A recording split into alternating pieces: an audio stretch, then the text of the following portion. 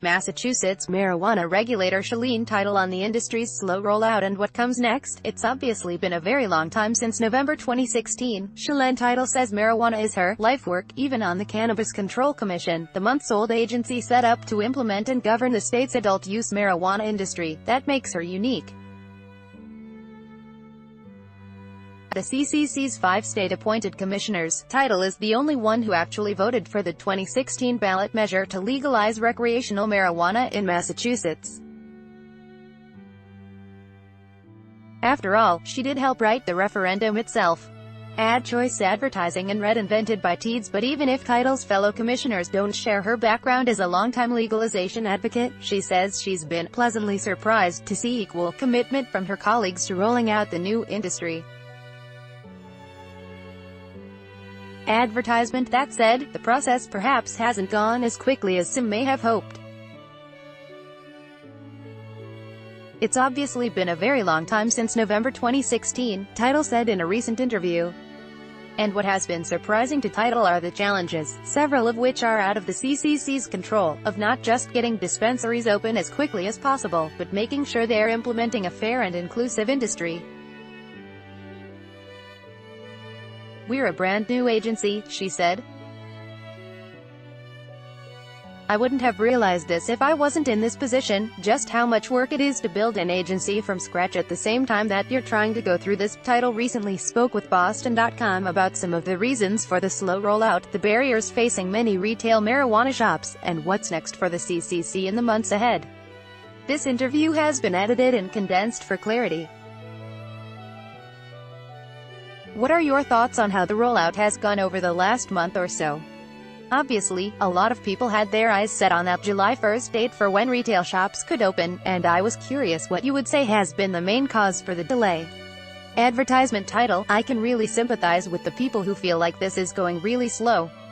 It's obviously been a very long time since November 2016. It's just a matter of making sure that we are following the law, because there are a lot of items that have to be checked before a license can be issued. A lot of those involve third parties, particularly getting municipal approval. That is just the process that we're going through as fast as humanly possible, but at the end of the day, if we made a mistake and we didn't follow the law, can you imagine the delays that would come from that? So we're just being careful and following the law as fast as we can. Are there any particular lessons looking at what other states have done rolling out their industries, whether it be Colorado or Washington or any of the other states that did this a few years ahead? Title: From my perspective, and I did work on the Colorado law and the Colorado campaign, I think that we were not aware yet of how much proactive effort it would take to make this a diverse and inclusive industry for the small businesses who are involved. I think that our voters and our legislature made that a priority. That's probably the biggest lesson for me. I would say also the environmental regulations are probably something that Massachusetts is a leader on, looking at other states' rollouts. That's probably the main two. Advertisement. In what way on the environmental regulations? That hasn't been something that's gotten a ton of coverage. Title: I think you're right. So there's a perception out there that marijuana cultivation is a huge consumer of energy. And so, we wanted to make sure we collected data on that, so we actually know how much energy is being consumed. And B, with Massachusetts being a leader in energy efficiency in general, we wanted to be intentional and deliberate about making sure there were standards in place for the industry as it starts out. So we're the first state to have environmental efficiency regulations, and then we also have a working group in place with experts on the subject to make recommendations to the Commission moving forward. Another question I feel obligated to ask, and I know that the CCC has been reluctant to put a timeline on when the first shops will open, and that's not completely in your control, but I was curious what your estimate is for how long it's going to take before the first dispensaries open. Title: I'm pretty hesitant to do that, because I don't want to break people's hearts, you know. If you tell me something that I'm in control of and ask me to give you a date, I'll absolutely do that. If you look at our regulations that were due in March, we did those ahead of time. We've met all of our deadlines. But I don't want to make a suggestion and then not have it met. I know one of the main barriers right now is that there haven't been any labs that have finished their license applications. Why do you think that is? Title: Yeah, so I had called the labs back in the spring, all the ones that were operating, and asked them to come in and meet with me to just talk about the process. Some of them didn't even know that they had to apply, because they had just gone through the medical process. A lot of this is just the way this has ended up being set up. It's complicated. We are just trying to work with the labs and make sure this is set up as fast as possible. I assure you that as soon as there is a lab with a completed application, it will be in front of us. We specifically passed that as a policy, that it would jump right to the front of the line. So what does the Commission's work look like right now? Title: As an entity, licensing is the top priority. That probably takes up the majority of time here. Me, personally, I'm very concerned about the low number from economic empowerment applicants, who are given priority review, especially since, as I said in Thursday's meeting, as more time goes on, the more licenses are issued, the less meaningful that benefit becomes. So I'm very focused on making sure we hear directly from those applicants about what the barriers are and why they're not applying, so we can address those head-on.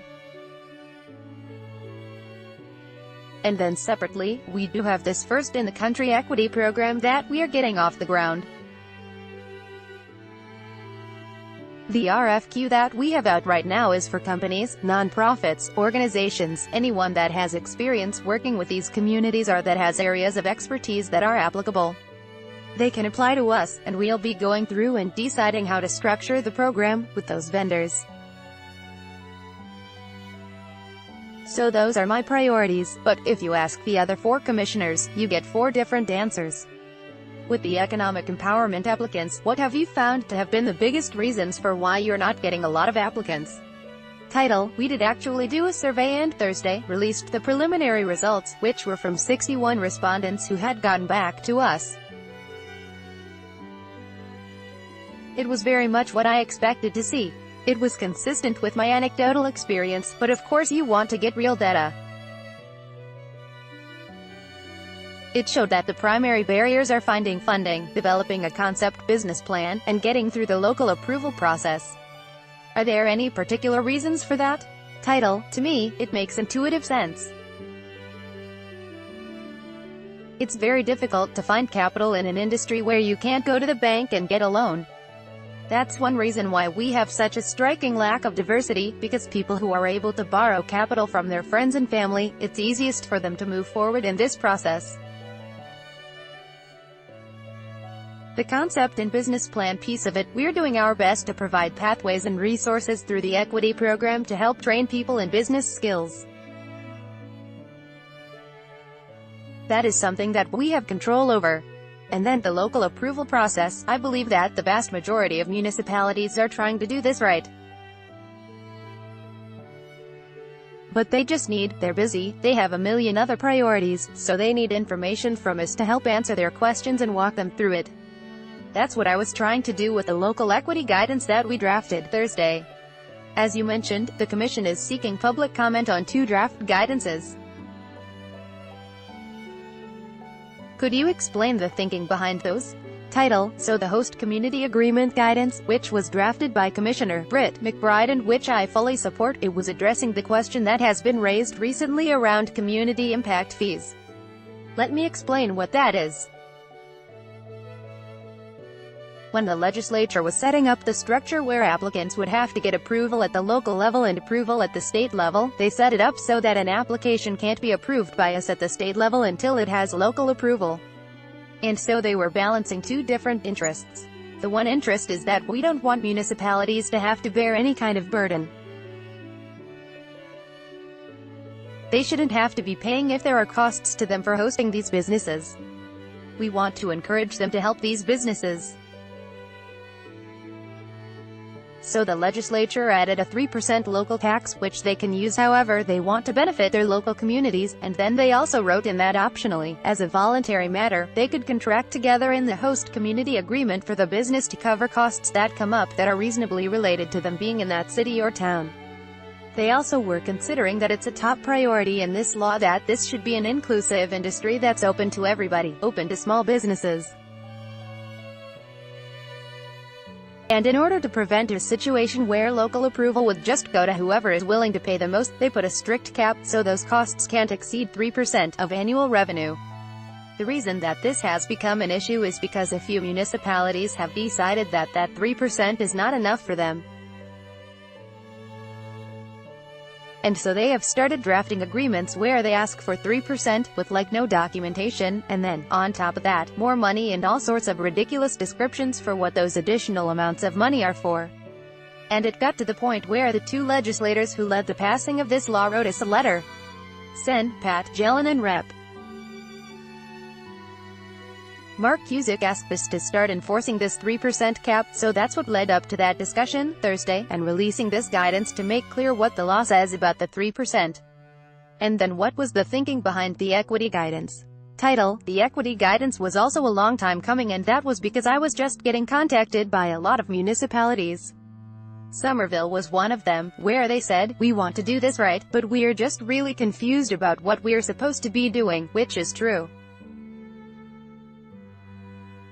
There's not really a clear process in the law about what should happen at the municipal level.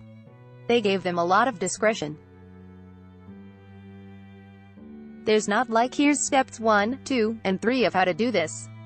My fellow commissioner, Commissioner K. Doyle, she wrote an excellent municipal guidance document that we released very early on that clarified it, but we were still getting a lot of questions, and I in particular was getting a lot of questions about how to do it equitably. The second document is a set of recommendations for if you want to do this equitably and you're wondering how to approach this process. Here's an approach you can use. That makes sense.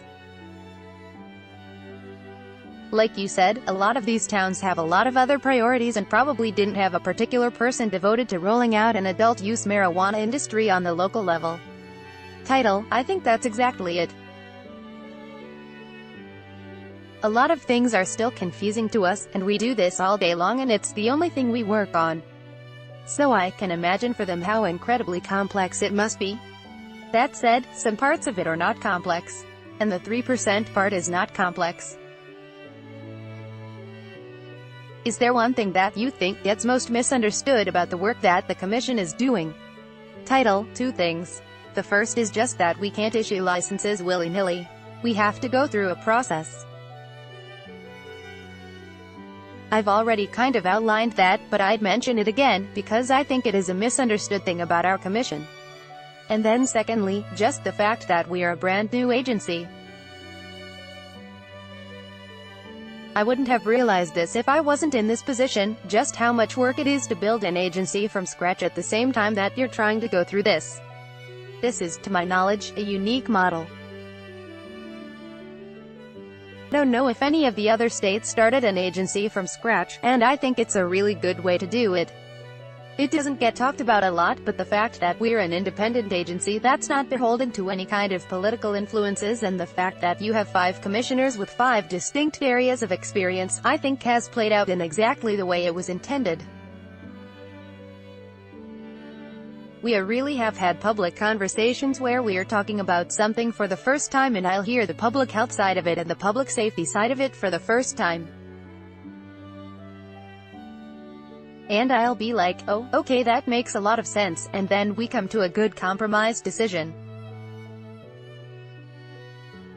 Being the only commissioner that voted for the 2016 ballot measure and coming from your background as a legalization activist, what's this job been like for you? Title: I've been pleasantly surprised to see that everyone is as committed as me to roll this out as quickly and efficiently and effectively as possible. I do sometimes feel like there's an additional amount of pressure on me, because marijuana is my life work, and always has been and will always continue to be. I think my colleagues, you could put them in charge of regulating any other industry and they'd be just as good, and, I probably wouldn't, laughs. So I do feel some pressure, but it's also a benefit, too, because I know that once you go through this, you're able to help give feedback to all the other states that are now going to follow us and help them do it even better. What sort of feedback have you gotten from friends and former colleagues in the marijuana industry about how this is going? Title: I would say that I hear that they think it's going well. But there's concern because of the difference between what's theoretical and what's written in regulations versus what actually happens, and we are starting to approach that transition now. Now is when people will really see, when I will really see and really demonstrate, how committed are we to what is said, and are we actually going to make it happen or not. So going forward, how do you expect the rollout to develop over the next few months? What does August and September and October look like? Title: I think that it will move quickly. We already are in like a smooth, quickly progressing pattern. The ones that we've already licensed, we'll move forward with inspections and then they'll start opening, and then we'll keep licensing more and they'll go through that process. I do expect it to be steady. That said, the local control process is a critical factor here. And what happens when all of those moratoriums end at the end of the year is really going to affect the number of applications that we can see. That's probably the biggest thing that's up in the air to me. By Taboola. Sponsored links, promoted links. You may cable bell. This app will have you speaking a new language in 3 weeks. Bablando Blinkist. This woman reads 100 books a month. Blinkistindo. It owes 10 great cars that almost nobody buys. It owes undo the 20 most generous billionaires in the world. Afrizapundo. Business Plus 21 countries with the most powerful passports. Business Plus Undo 10 likes 10 best smart home tech 10 like Azundo.